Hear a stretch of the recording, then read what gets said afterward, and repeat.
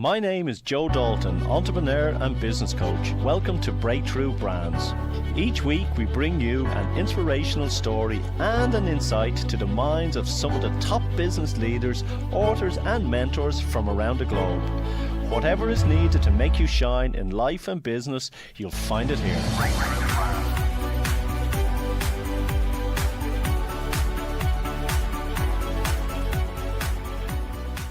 On this week's show, we have Tony J. Selimi. Tony was once a homeless man living on the streets of London, feeling alone, helpless, desperate, and is now a well-sought-after international speaker, business success coach, educator, award-winning author, and one of the world's leading authorities on human behaviour, emotional and spiritual intelligence.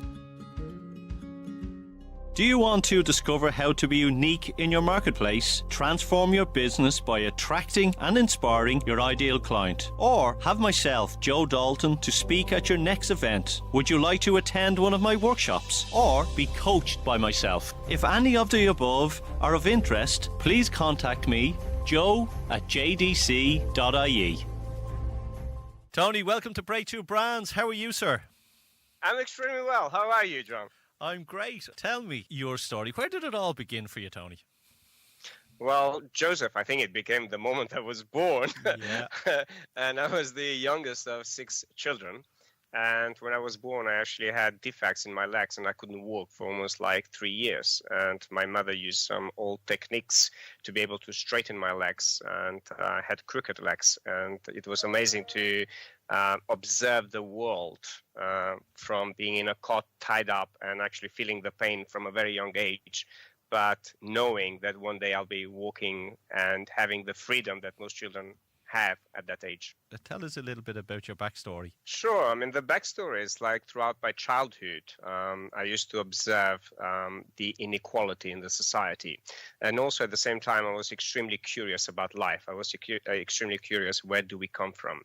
And I was curious to ask questions nobody was daring to actually ask during the communist time back then in the early 70s.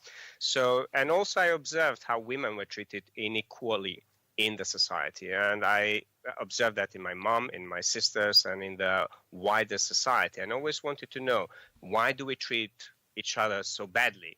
But on top of that, at the age of 9, I ended up in hospital lifeless for 2.5 years. And this is the first time I actually had out-of-body experiences where I consciously knew I was out of the body and I was able to tell my parents, my doctors, what was really happening, and I could hear them.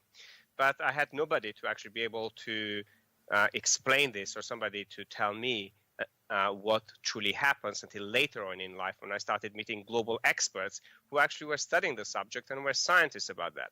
But not just that. It's although I was very curious about life, I was one of the best students at university and at high school. But throughout high school, I was really bullied consistently for being one of a different kind of nationality from the normal high school where I went to, because I was the only Albanian who went into pure Macedonian school. And I was really seen as somebody who does not fit in the society. But I overcame that through truly focusing on my academic achievements. And that brought me to Zagreb, to one of the top universities, and suddenly the civil war broke out, and I was taken from school banks and trained to be a killer in the army at the age of 18. And after 14 months being a civil war, my life was miraculously saved, and I ended up homeless on the streets of London. What was that like?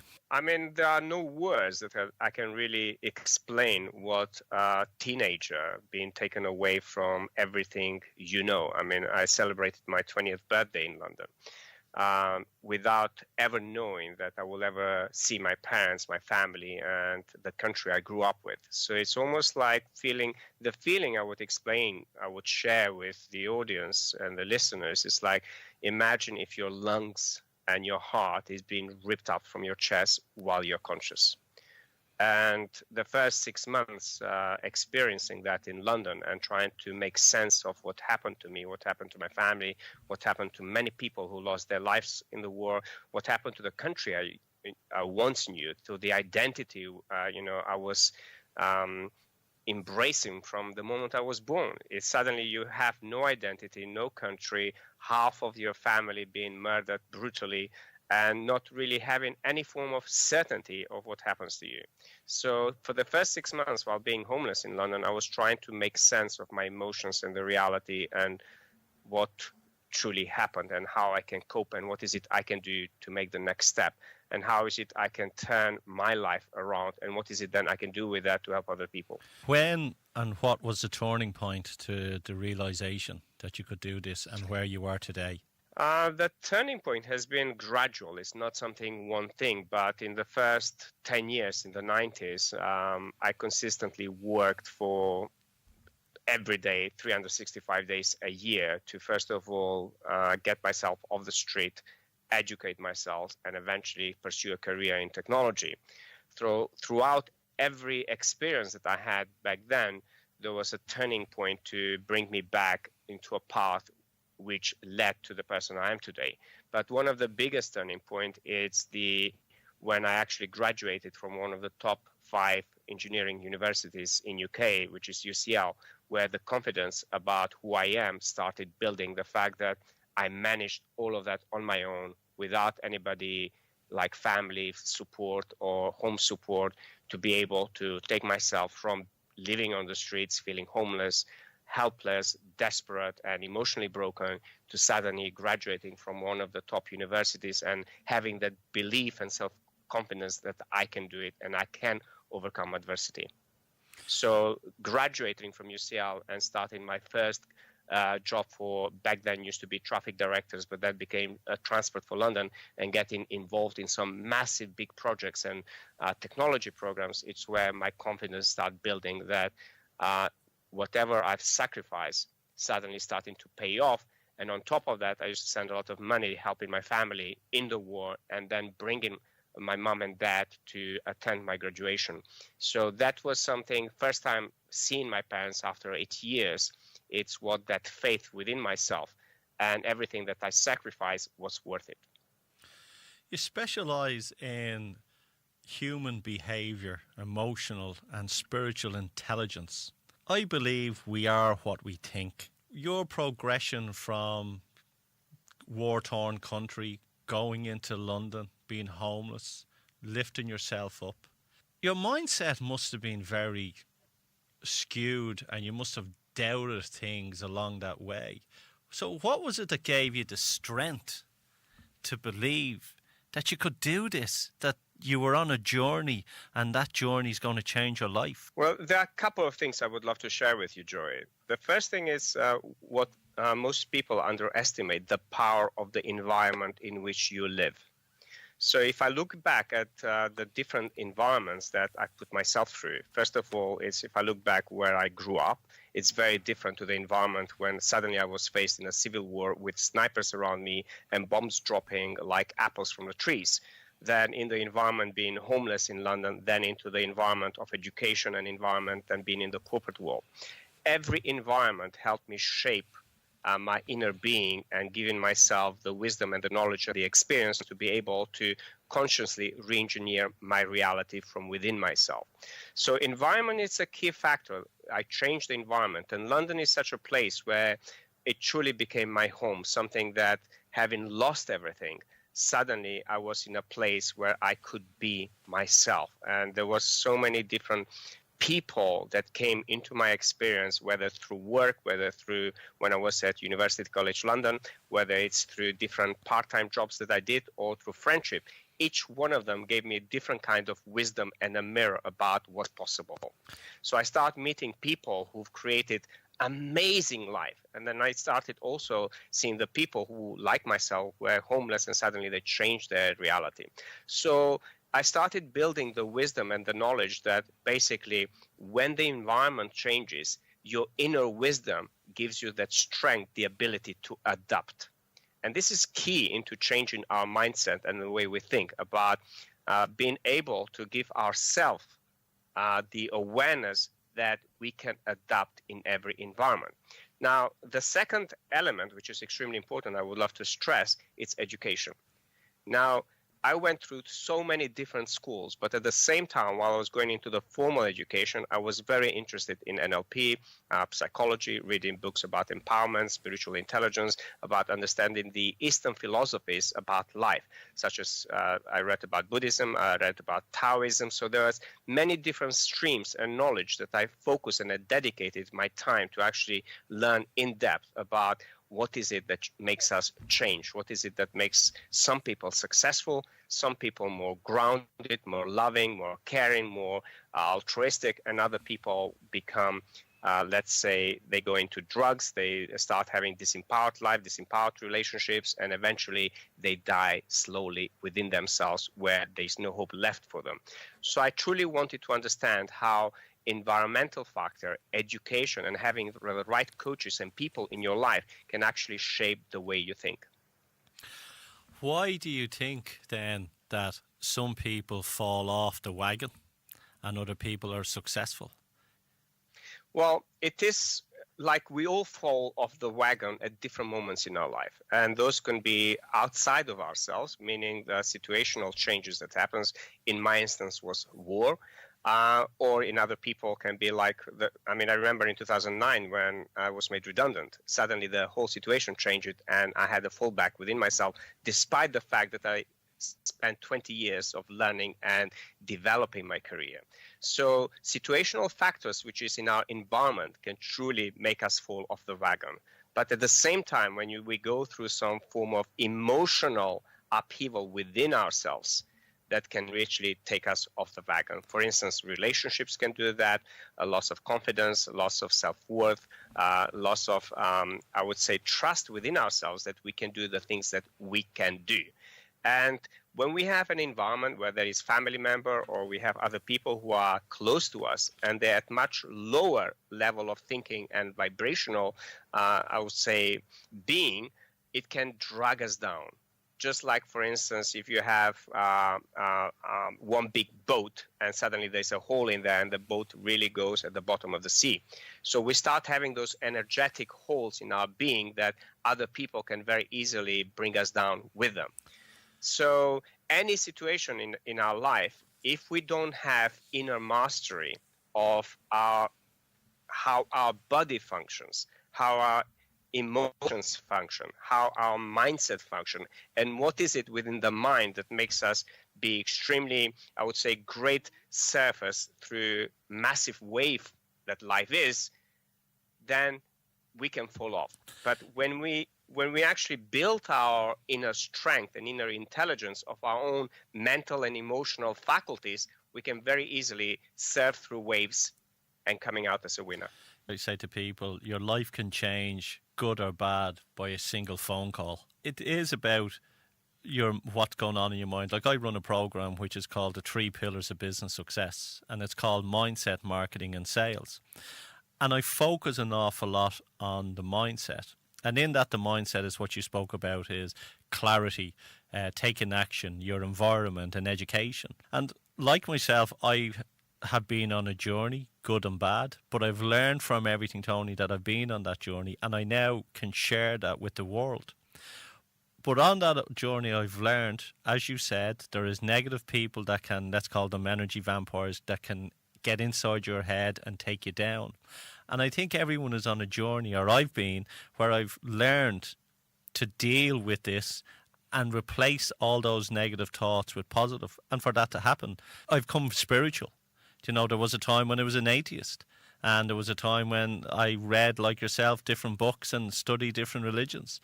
And I've understand now that it all comes from within. Whatever you want in your life, whatever you need in your life, all starts from within, which comes as an idea, and then it's taking action.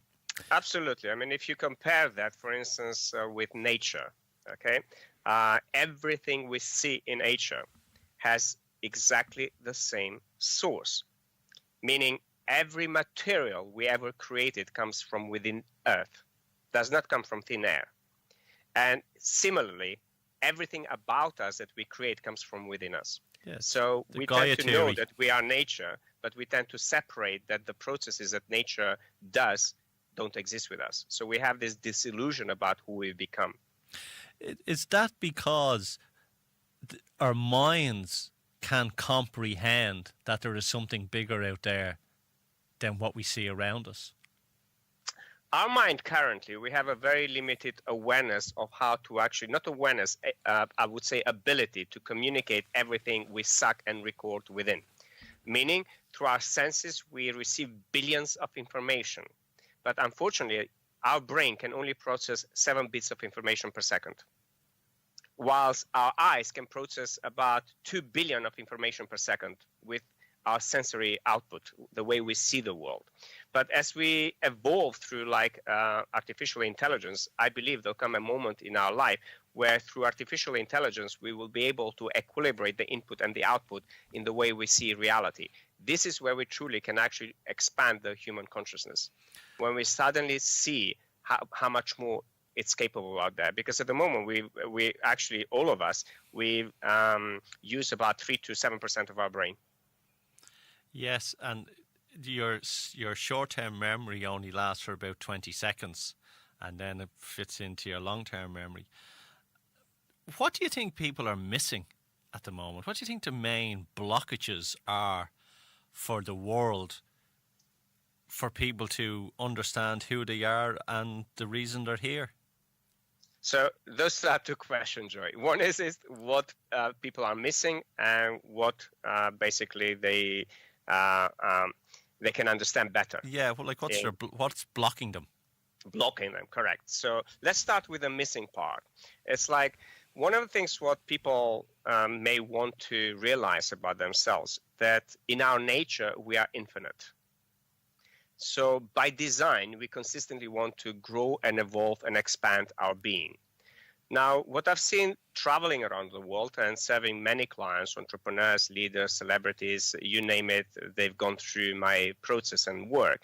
It's sometimes we end up judging ourselves and comparing ourselves to different moments in our lives. Now, what's missing from most of the people in the world, wherever I travel, every time I ask the same question, everybody tells me the same thing. They all start at the basic level. And the basic level, it's about survival, meaning how people can make more money to do the things that they want to do for their children, for their families, for the community, for humanity. So at the moment, I would say the balance between the 1% of extremely wealthy people and the 99% of, I would say, people who are chasing wealth, it's out of balance. So what I believe it's missing is being able to empower people in a way that they can monetize their gifts, their wisdom, their knowledge, their experience, so they can lift off their financial burden, so they can truly focus on their vision, mission, and purpose in life, knowing they have the safety and the trust that the day-to-day running of their life is taken care of. And what blocks them, on the other hand, is the fact that all of the different emotional states and experiences we've created, which almost creates this thick glasses filter where when we observe of reality, we cannot see with clarity what's possible for us. And then going back into our inner world, which we both agree, and we're going through that process, we'll continue to go, it's everything we designed from within. So when inside of us, our true being, which is our soul, cannot see with clarity because of all the emotions and all the experiences and all the beliefs and all the things you've ever heard in your life by every single person, you don't have clarity on what you truly value, what is that you truly want to actually pursue in your life. And most people are afraid because of the judgment that comes from outside.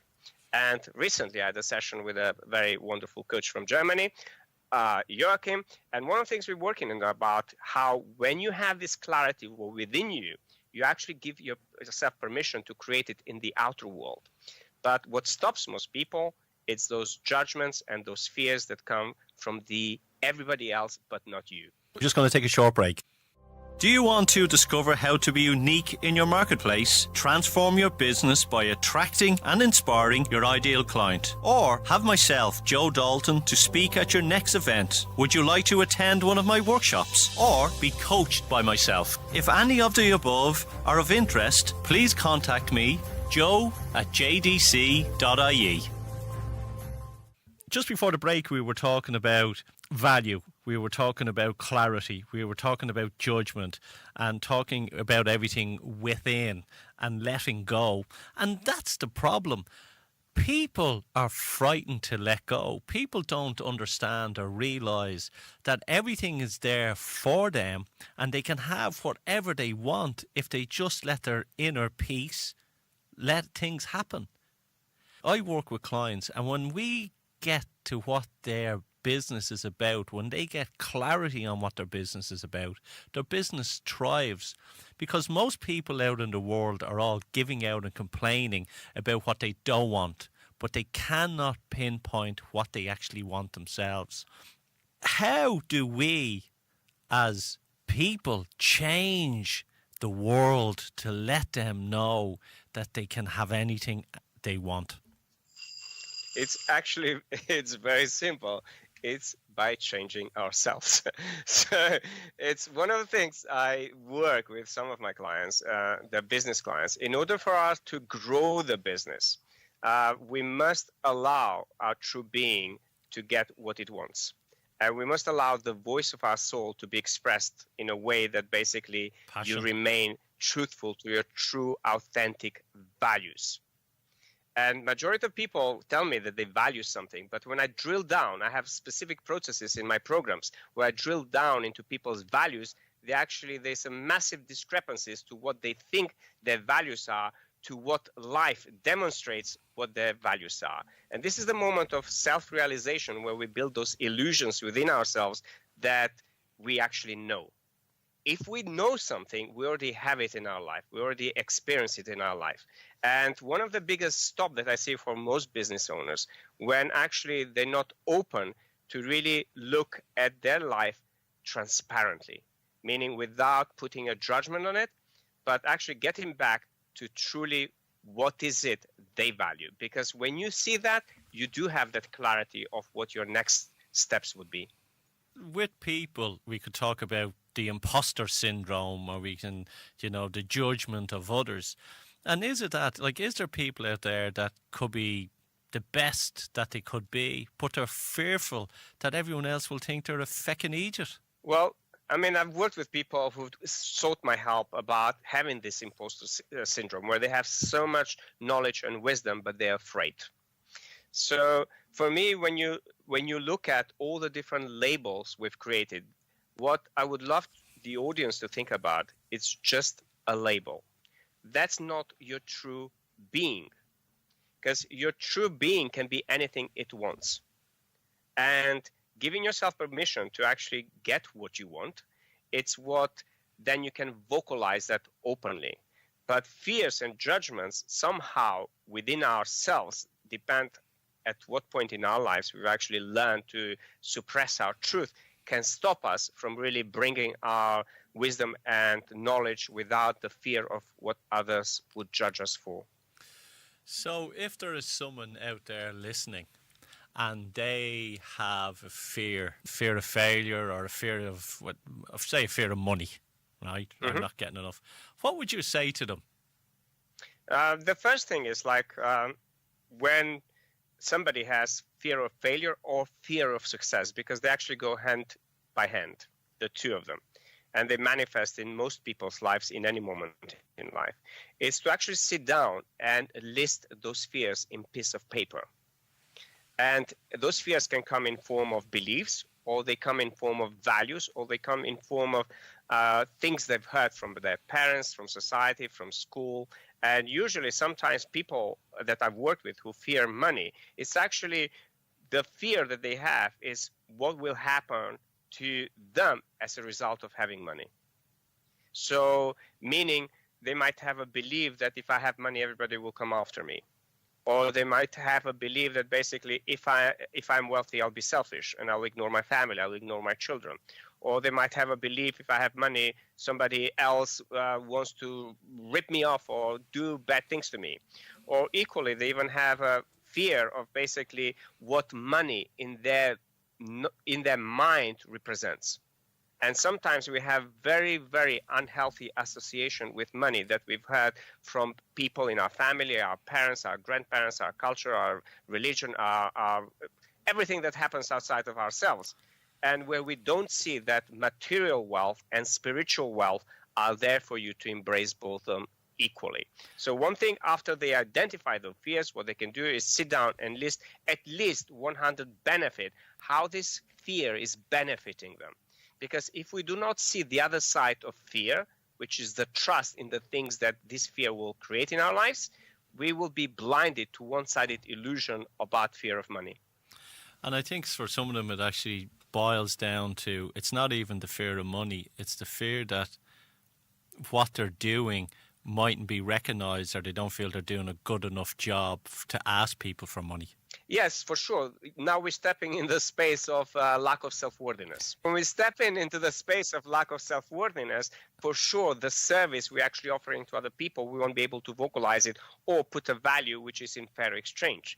And I've helped many of my clients. For instance, just last week, I was working with 5 entrepreneurs where basically they built a business of £250,000, but for 3 years, they haven't moved away from that stuff.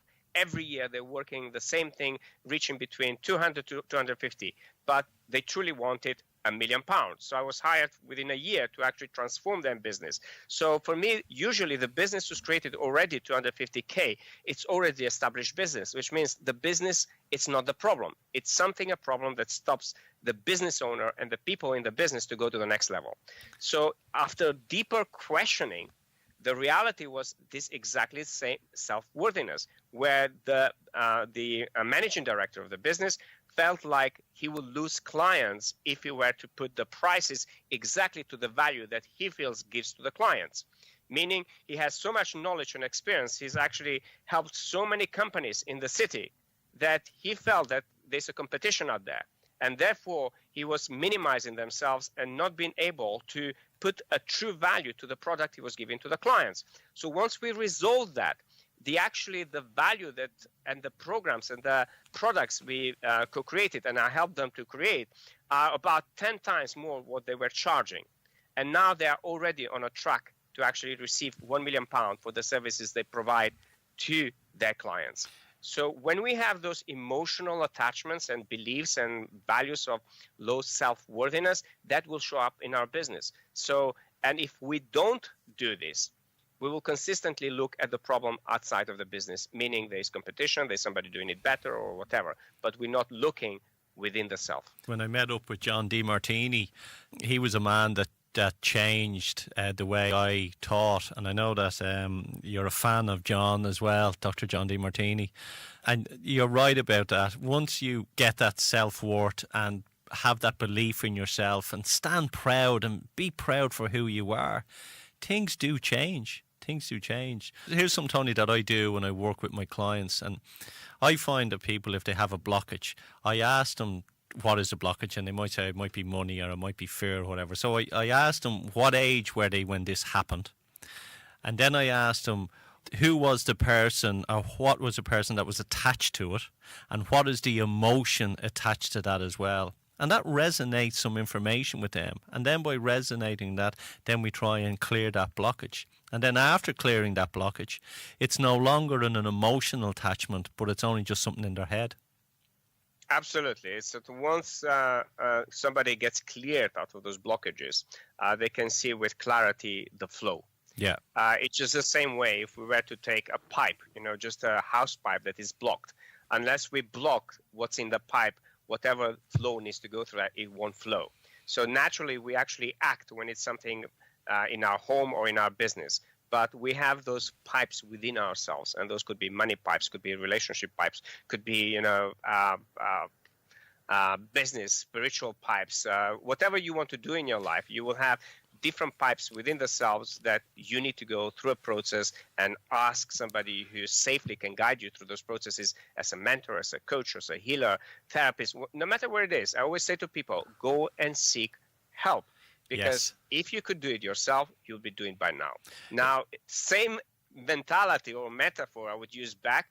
If the earth could produce all the buildings and all the materials on its own without us intervening, it would have done it. So if you're doubting yourself about getting a coach or a mentor or an expert like myself or yourself, just think about the metaphor. Earth will never produce what's out there unless we produce it. As Abraham Hicks would say, don't fix the blocked pipes, get new ones. What about if someone is positive and someone is, living their life and they're happy and they've got great thoughts and they wake up in the morning and they're inspired and they go to bed at night thinking great, and then they have a business partner that's negative, that's rubbing off on them, or they have a life partner that doesn't think the same as them? What should they do? Should they just kind of bless those people and try and help them, or does it affect them in any way, and what should they do? Well, the first thing is I'm not a believer of positivity or this positive psychology out there that's been created in the personal development work.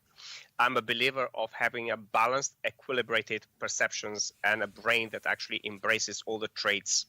So that I'm crashing that illusion to start. No, I love it. I love it. When we look outside and we are thinking that somebody is negative in our life, I would say to listen, to first of all observe with curiosity what is it, that negativity that we observe in the outer world that we've disowned in our inside world.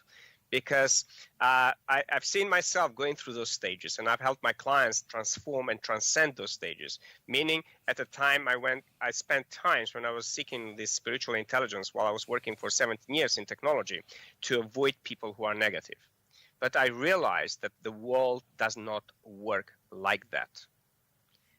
And if you want to be a great leader, and if you want to be a great business owner, you must have the ability to actually shine your light from within you, regardless of what other people feel. Yes. And this is what the true mastery comes from. And that's why clients who come to me, they come to me because they are seeking true mastery. And true mastery meaning you are in charge of your life and every experience within your life.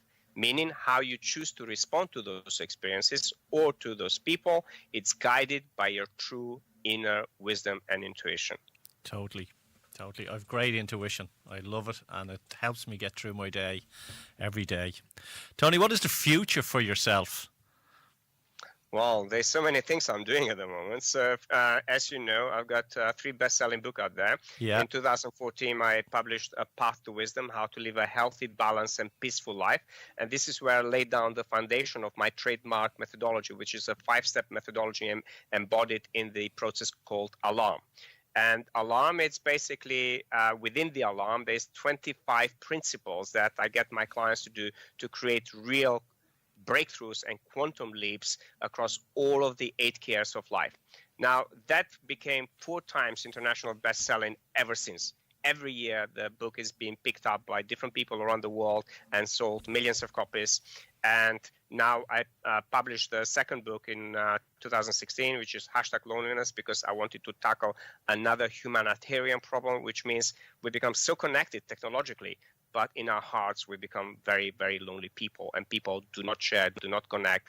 And especially nowadays, you go everywhere, on a bus, on a street, you go on an airplane, you go to restaurants, people are connected to technology, but not to the person who are next to them. Yes. And I delivered a TED Talk for all those people, listeners who want to go into it. Google Technological Armageddon by Tony J. Selimi. They can listen to that TED Talk where I bring awareness of what may happen to us if right now we become consciously aware who produces the artificial intelligence, for what purpose, and the kind of powers that super conscious, super fast, super strong artificial intelligence can actually become a threat to humanity. Yeah, I think if what's going to happen there is that it's going to do away with employment, and I see something like Blade Runner, lots and lots of people Absolutely, unemployed. And this is where I basically say to people, it's what are you doing right now to future-proof yourself and future-proof your relationship, future-proof your finances, future-proof your business, because it is in the moment we create everything. So after that, I co-partnered with a lot of amazing leaders around the world. We produced Fit for Purpose Leadership Book number 3. And I also, with my clients at Vandercom, Joel and Timia, we actually filmed their transformational journey, business and personal journey, into a documentary. And we just won the 8th award, and now we've been nominated for the 9th award in Amsterdam. So next week I'm off to Amsterdam because our film will be shown at the International Film Festival. We won Hollywood. I was in Hollywood, New York, Los Angeles. So now I'm taking the clients' stories that I work in business and personal, and I turned them into powerful documentaries into a brand called Live in My Illusion. And the episode 1 is called The Truth Hurts. And whilst I'm doing all of this in the background, we're filming the sessions as they are with my clients realistically, so people can relate and they can use that as a mirror to awaken the awareness and the intelligence within themselves, what they need to do to transform their life, their business, their finances, their relationships, their true being, and how they show up in the world, and what is the contribution they want to do for the world. We're coming to the end of the show. Before we ask you for your details for where people can find you, I want to ask you 2 questions. Yep. 1, what's the best business advice you've ever received? How about if I share quickly? I will share 3 people who gave me an amazing business advice. First of all, it was my father, Selimi, who was a restaurateur who owned few restaurants in former Yugoslavia and built a vast amount of fortune at a time just after the Second World War until the civil war in former Yugoslavia, where we lost a lot of money. And my father always used to say to me, he taught me the importance of having a sincere desire to serve people and always to find innovative ways to create value for them. And then have something that efficiently resolves their problems, and they will be your customer forever. Now, the second piece of advice is from my mentor and coach, Dr. John DeMartini, who taught me the importance of having a cause that I wanted to dedicate my life to. And ever since, I've really dedicated my life to help leaders, teachers, and healers become masterful leaders, masterful teachers, masterful healers, so they can go out there in the world and make a big difference in the world. And towards raising the collective planetary vibration and resolving some of the 17 UN-defined problems and getting all of my clients to work towards that. So that cause became so big that now I'm driven to actually change the lives of 1 billion people with the intelligence and the principles I've laid down in Path to Wisdom and #Loneliness.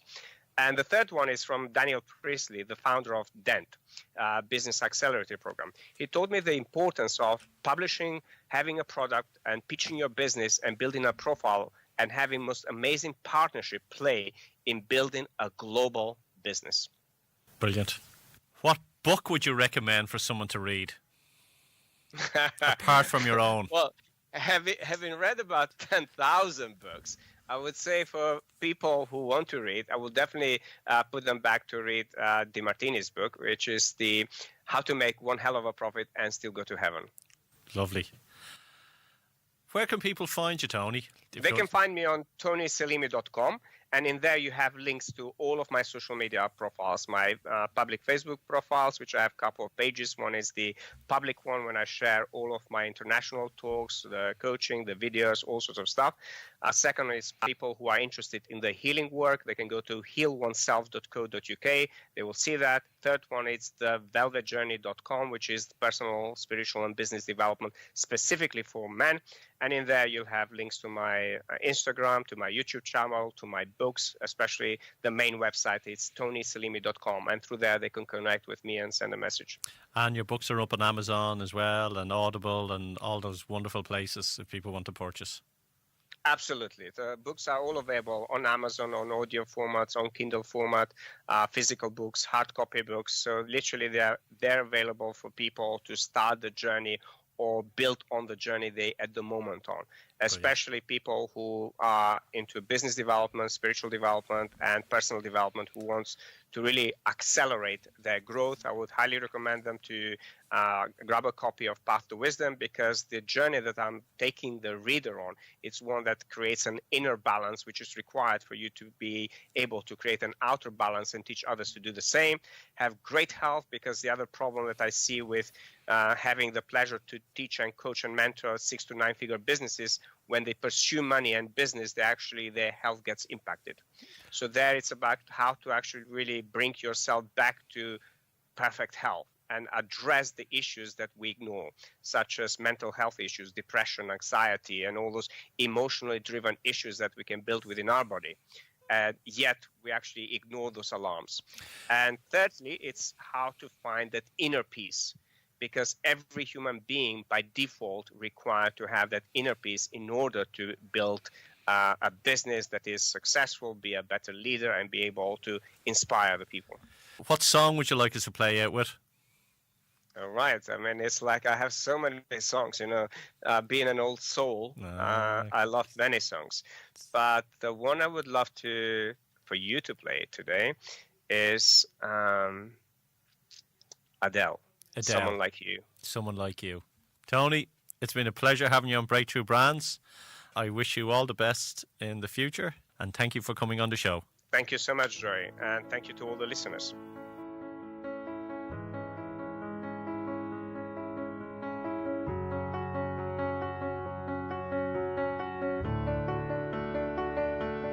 I heard that you're settled down, that you found a girl and you're married now. I heard that your dreams came true. Guess she gave you things I didn't give to you. Oh, friend, why are you so shy? Ain't like you to hold back or hide from the light. I hate to turn up out of the blue uninvited, but I couldn't stay away, I couldn't fight it. I had hoped you'd see my face and that you'd be reminded that for me it isn't over. Never mind, I'll find someone like you. I wish nothing but the best of you too. Don't forget me, I beg. I'll remember you say sometimes it lasts and loves, but sometimes it hurts instead. Sometimes it lasts and loves, but sometimes it hurts instead.